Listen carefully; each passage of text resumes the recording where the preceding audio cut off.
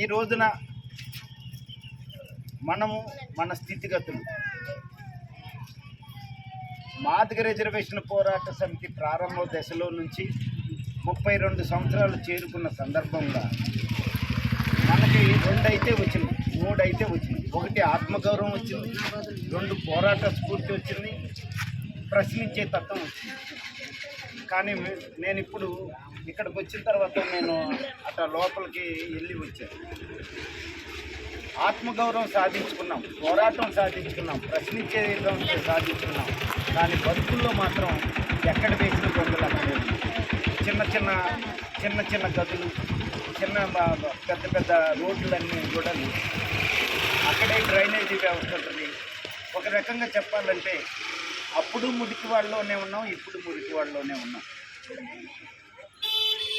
94 ముందు మనం ఏ పరిస్థితిలోనే ఉన్నామో ఇప్పుడు ఆ పరిస్థితిలో లేవు.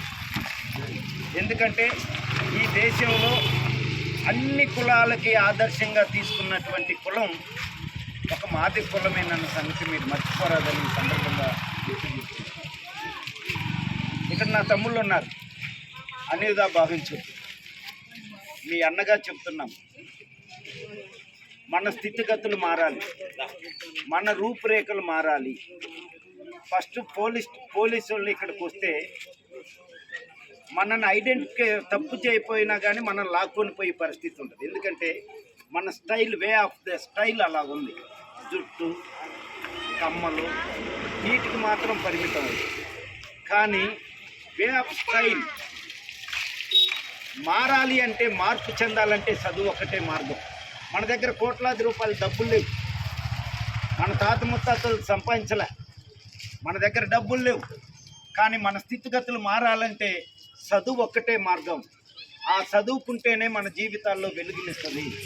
ఆ చదువుకుంటేనే వచ్చిన రిజర్వేషన్లు 30 ఏళ్ళు పోరాటం చేసి మందా కృష్ణమాదే గారు తన కుటుంబాలను వదిలి, తన జీవితాన్ని, తన కుటుంబ త్యాగాన్ని వదిలి, భార్య పిల్లలను, చిన్న పిల్లలను వదిలి 30 సంవత్సరాలు ఈ జాతి కోసం పోరాటం చేయబట్టే ఇవాళ మన వాటా మనకు దక్కింది.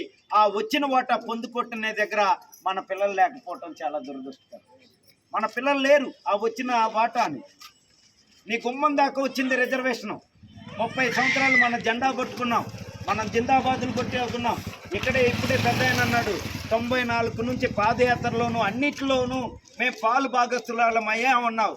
ఆయన శ్రమ, ఆయన త్యాగం ఈ రోజున నీ గుమ్మాన్ని దగ్గరికి నీ వాటా వచ్చింది. ఆ వాటా వస్తే అనుభవించే దగ్గర మన పిల్లలు లేరు. కారణం ఏంటంటే అరాకొరగా చదువుతున్నారు. చదువు అనేది అరాకొరగా చదువుతున్నారు. ఆ చదువు పూర్తిగా బాధ్యత లేకుండా చదువుతున్నారు. ఎందుకని? మనం చదువుకుంటే తప్ప మార్పు చెందమన్నాం. ఆ చదువుకునే వాటా వచ్చినప్పుడు అందిపుచ్చుకునే దగ్గర మనం లేవు.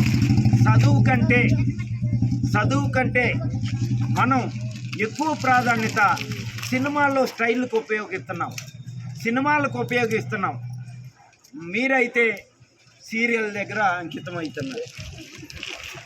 ఈ ధోరణి మారాలి. సినిమా హీరోల్లో ఒక్కడైనా మాది కూడా ఉన్నాడా? లేడు. అందరూ రెడ్లే, అందరూ కాపులే, అందరూ కమ్మోళ్ళే. మీరు చూసే సీరియల్లో ఒక్క హీరో పక్కన పెడితే ఒక్క హీరో కూడా లేదు. మీ బిడ్డల పట్ల జాగ్రత్తగా ఉండకపోతే మీ బిడ్డలకు ఇచ్చే సందేశం ఏంది? అరే మా తాత ఎక్కడే జీవించాడు, మా ముత్తాత కూడా ఇక్కడే జీవించాడు, ఇదిగో నాకు ఈ చిన్న కొట్టం ఉంది, ఈ కొట్టంలోనే నువ్వు కూడా జీవించనే చెప్తున్నారు తప్ప ఈ స్థితిగతుల్ని మార్చడానికి నువ్వు గొప్పోడు కావాలి, గొప్ప చదువు చదవాలనే దగ్గర మీరు లేకపోవటం. పిల్లలు స్కూల్ నుంచి వస్తే మీరేమో సీరియల్కి అంకితం అయితే, ఆడపిల్లలైతే మీ పక్కన కూర్చొని చూస్తున్నారు.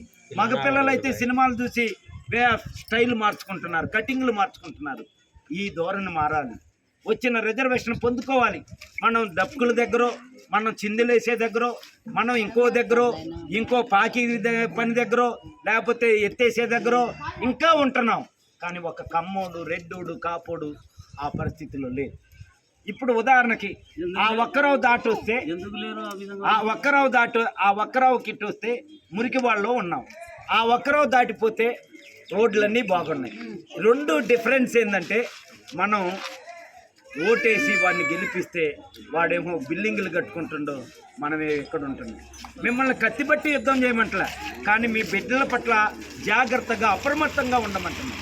ఆడపిల్లల పట్ల జాగ్రత్తగా అప్రమత్తంగా ఉండండి. టీవీ సీరియల్ చూస్తే అక్కడ టీచర్లు ఏదైతే చెప్తారో ఆ చదువుని మీ తల్లిదండ్రులుగా, మీ అమ్మమ్మలుగా, లేకపోతే నాయనమ్మలుగా ఒక బెత్తం తీసుకొని మొదటి నుంచే మనం పునాది వేస్తే వాడు కలెక్టర్ అవడానికి అవకాశం ఉంది, వాడు ఎంఆర్ఓ అవడానికి అవకాశం ఉంటుంది. వాడు కలెక్టర్ అయితే మన జీవన విధానాలు మారుతాయి. వాడు ఎమ్మెల్యే అయితే మన జీవిత విధానం మారదు. ఏ ఎమ్మెల్యే అయినా కమ్మారెడ్డి కాపుల దగ్గర బానిసత్వంగానే ఉంటుంది. కనుక మనం చదువుకోవాలి. ఆ వచ్చిన రిజర్వేషను 30 సంవత్సరాలు తమ ఒడివైనటువంటి ప్రాణాన్ని తృణప్రాయంగా ఖర్చు పెట్టి మనకు రిజర్వేషన్లు సాధించారు. సాధించిన రిజర్వేషను మన బిడ్డలకు అందాలి. సాధించిన రిజర్వేషను మన బిడ్డలు అందిపుచ్చుకోవాలి.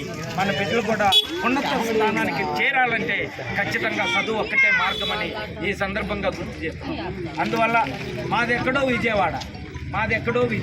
విజయవాడ నుంచి ఇక్కడికి వచ్చామంటే మాదిగ బతుకుల్లో, జీవన విధానంలో మార్పు చెందాలి. ఆ మార్పు ఎలా చెందాలంటే ఖచ్చితంగా మన బిడ్డలు చదివించుకోవాలి. చదువుకునే రంగంలో ముందుండాలి, కాంపిటేటివ్ ఎగ్జామ్లో ముందుండాలి.